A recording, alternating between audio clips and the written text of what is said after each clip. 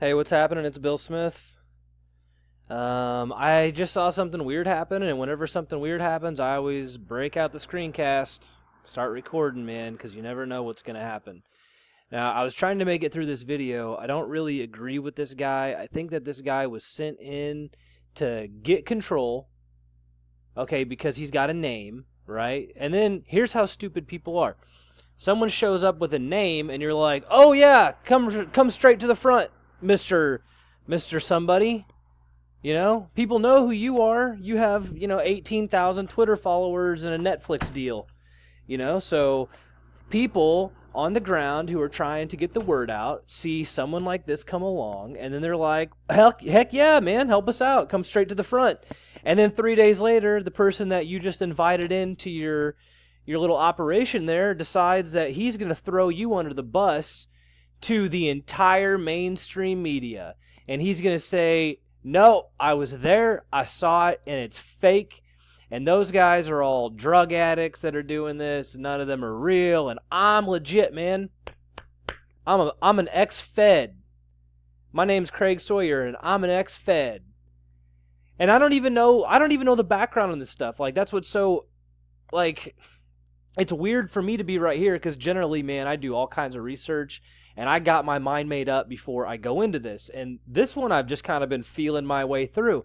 I don't care what this guy says. All right, I don't listen to his stuff. I'm not really up on the VOP stuff either. The group. All I know is I know a bad deal when I see one.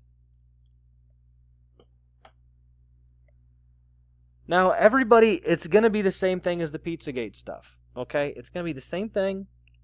Instead of talking about the John Podesta handkerchief code that came out in the Podesta WikiLeaks, right?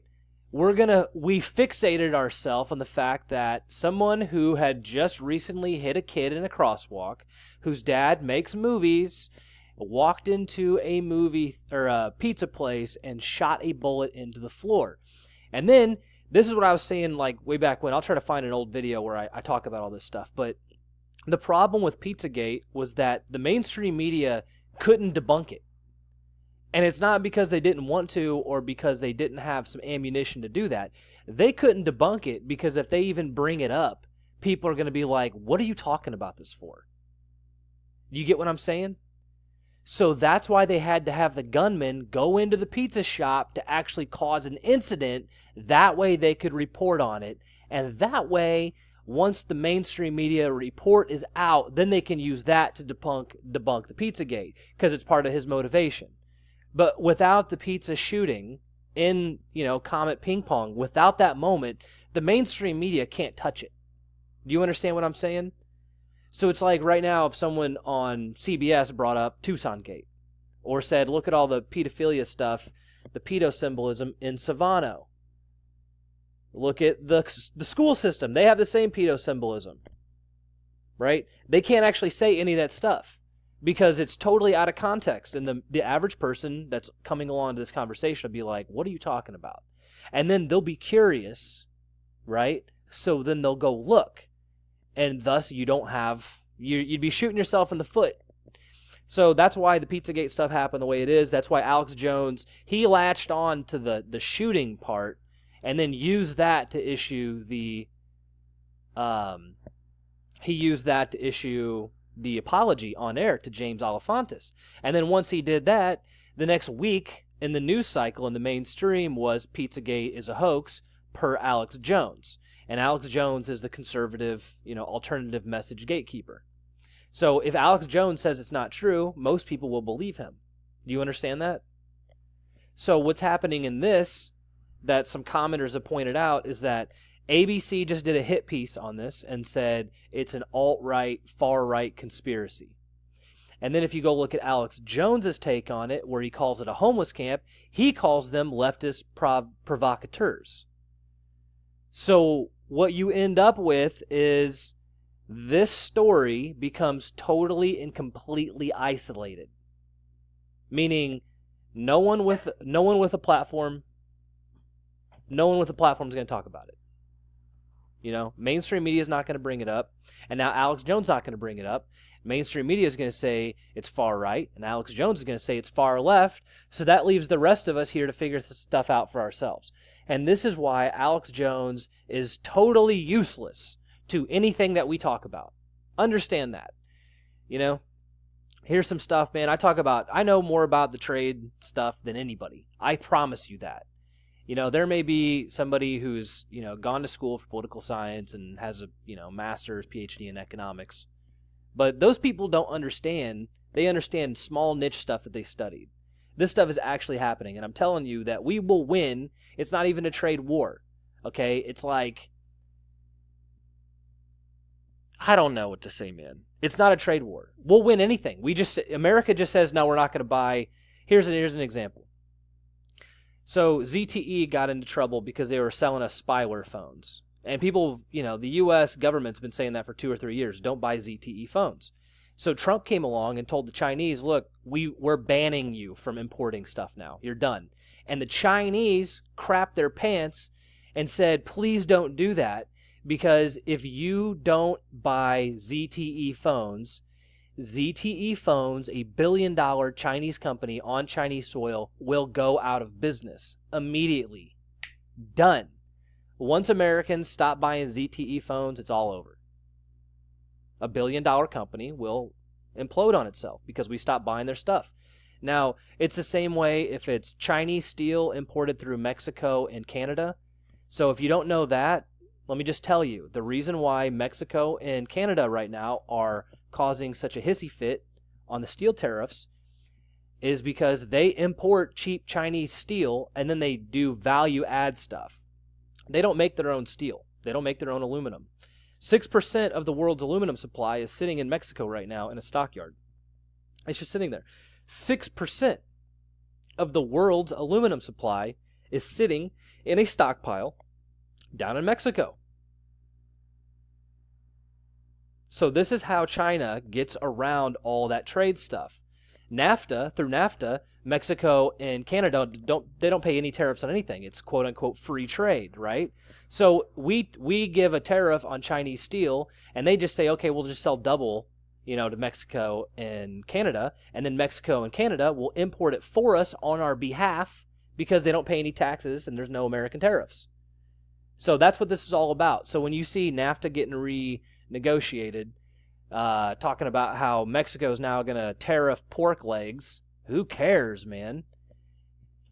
That's what it's all about, okay? Trump is targeting the actual source of the problem, and the globalists have ways around this, and the ways around that, those little loopholes are starting to get plugged. So whenever he starts to say, look, we're going to do a bilateral talk with Mexico and Canada instead of doing a North America free trade agreement, that's what it means. It says, I'm going to reward one of you for doing the right thing here. So which one is it going to be? And then Mexico and Canada, they can't work together anymore because they have to protect their own country's interests. You won't hear any of that. No one will tell you that. Okay? There's no one talking about that. If they do talk about it, it's buried in some 5-hour live stream that no one's ever going to hear.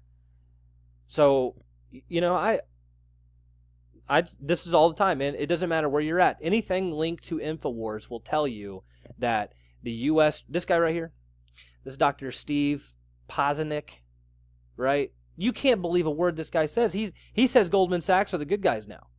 Go to my news channel, Bill Smith News. It's my backup channel. I don't put much work on over there, but you can see the video. I uploaded that first because it was the most important thing. I knew 6 months later we'd be talking about it again. So there it is. Okay, so what I see is, you know, and this is how I got to the Zionism stuff. There's a vacuum inside of any sort of Western media that says anything negative towards Israel. You know, if you go type in Operation Backyard Brawl on Twitter, you'll get an account at the top that says, I stand with Israel.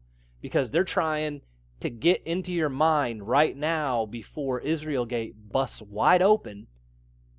They're trying to get into your mind right now that you have to support Israel. For some reason.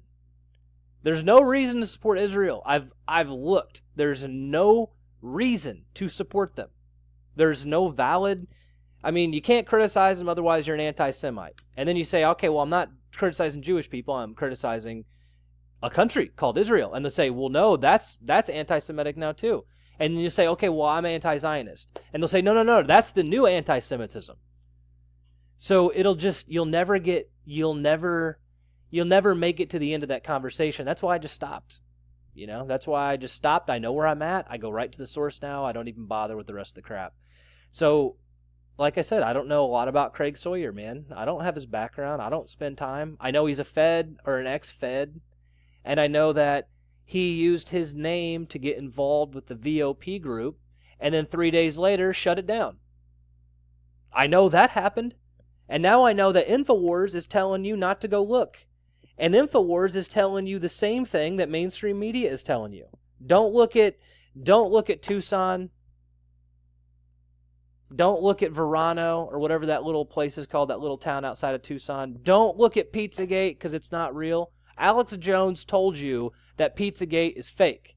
He said it's a hoax. He retracted all of his statements on behalf of James Alefantis. Alex Jones says Pizzagate is fake.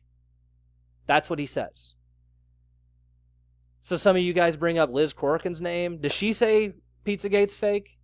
Here's Craig Sawyer. I thought he was a Pizzagate guy. I thought he was a lead Pizzagate guy. I've never heard of him.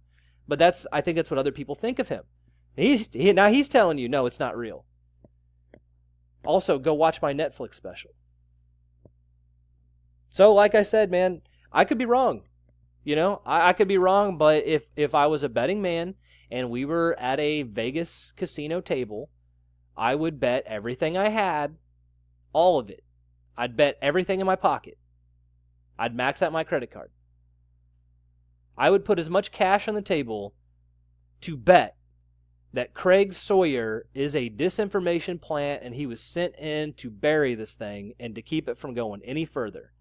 Because no one cares about TV, all right? Let me just make that real clear. I think I've said that before, but you don't care. Who cares about TV? You're not going to get the truth there. You know it. TV is an entertainment medium. CNN, Fox, CSNBC, whoever it is, they've already come out in court documents and they said, we don't have to tell you the truth. We can lie straight to your face because we are not a news organization. We are a TV entertainment network. News as entertainment. You get it? So what you need to do is you got to go do your own research. And then, obviously, you're going to find stuff that's in conflict with stuff that other people are telling you. That's just the way it is. So this is why I started making the video, right? So I tried to post this. Nice try, Craig. Tucson Gate is real. It's happening with or without you. And that's my point.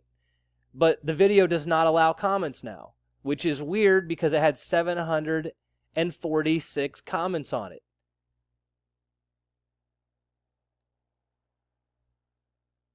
Some of them were positive. Some of them were supporting Craig Sawyer and his work. Some of them were negative, bringing up Netflix. What up, Culture Detox? People are talking about rape trees. They're saying, hey, did the police collect any DNA out there? Because what you're saying is not what other people are saying is happening there. This person's saying, look, I'm totally confused. I have no idea what's happening. See, there's 5 replies there, but you can't see them. Look, there's 8 replies there, but you can't see them. Do you know why you can't see them? Because this guy just locked this thing down in real time. Watch. I'll show you. I don't even know this for a fact. I'm just guessing that's what he did. Here, we'll take a look at it. Whatever, Craig. Let's see. Come on, load, man. Load. You gotta be kidding me, Craig. I thought you were trying to do the right thing, Mr. Sawyer. All right? So let's just ask ourselves this question, all right? Why would Craig Sawyer disable comments on this video? Given what we know at this exact moment in time, mainstream media turns on us, Alex Jones turns on us, Isaac Green turns on us, they're using people like Unirock to discredit it. Why would Craig Sawyer, who has just given his last report, right, saying it's not true, Why would he disable the comments?